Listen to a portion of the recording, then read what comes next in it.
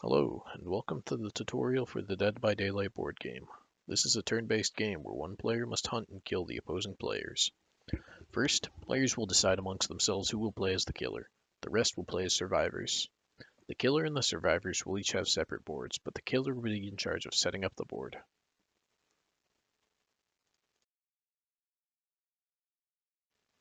Next, the players will decide what character they would like to play as. Each character has their own specific perk that will help them out during certain stages of the game.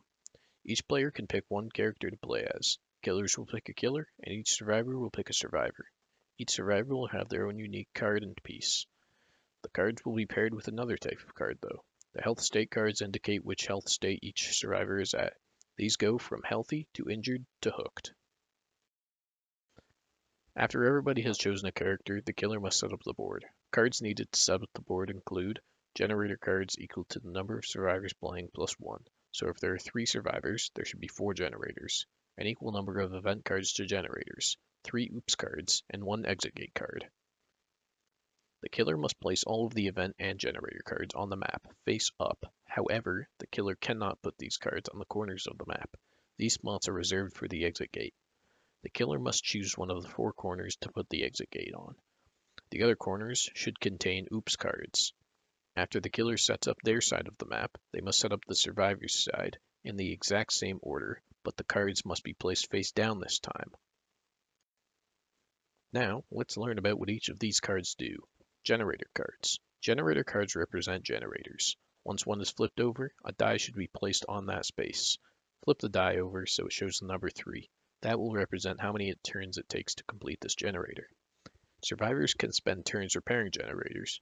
After 3 turns, the generator will be fully repaired, and the killer will be given a generator repaired card that they can put on their side of the map to represent the generator being repaired. Generators act as the main objective for survivors. Event cards. Once a player finds an event space, they can go on that space in order to receive an item from the draw pile. These spaces can be landed on multiple times by the survivors. Item cards. Item cards make up the majority of the draw pile. Different items have different effects, but a player can only hold one item at a time. Upon picking up a second item, while another item is already being held, the player must discard an item of their choice. Discarded items must be placed back into the deck at the bottom. Traps.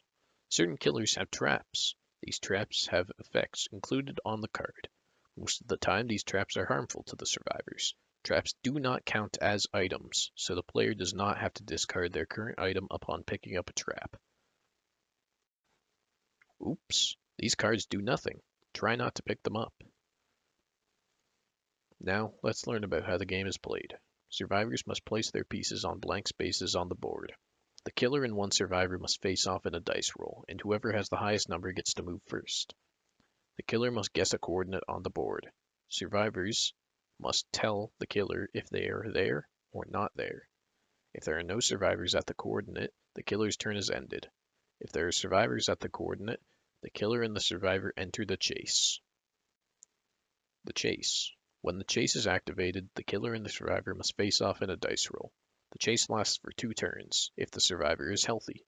If they are injured, it lasts for 1 turn. If the killer rolls a higher number than the survivor, they hit the survivor.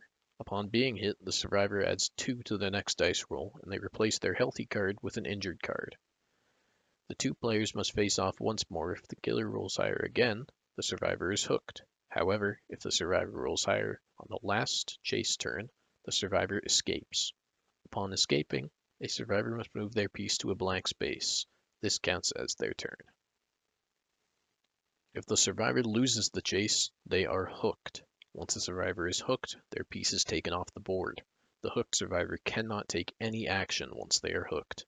Other survivors can unhook the hooked survivor at the cost of 1 turn. The survivor who is hooked must move their piece to an empty space upon being unhooked.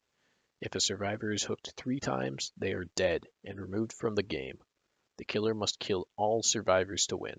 If all survivors are hooked and nobody can take any actions, the killer wins.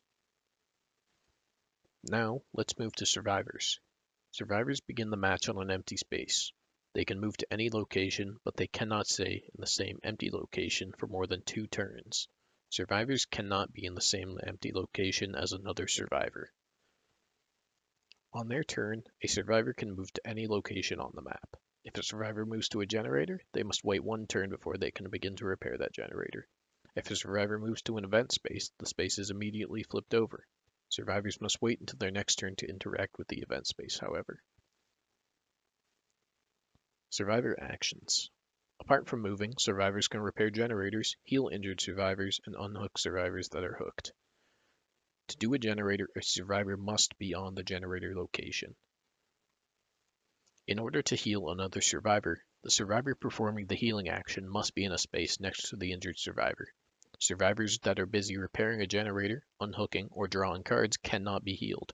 Two survivors cannot heal each other at the same time, but survivors can heal the same person to shorten the time.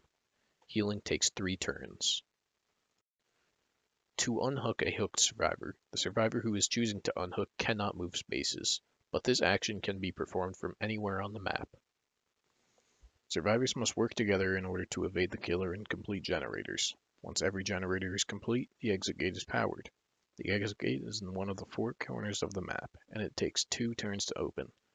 Only one survivor can open the gate at a time, and once the gate is powered and open, all survivors can move to the exit gate space and escape.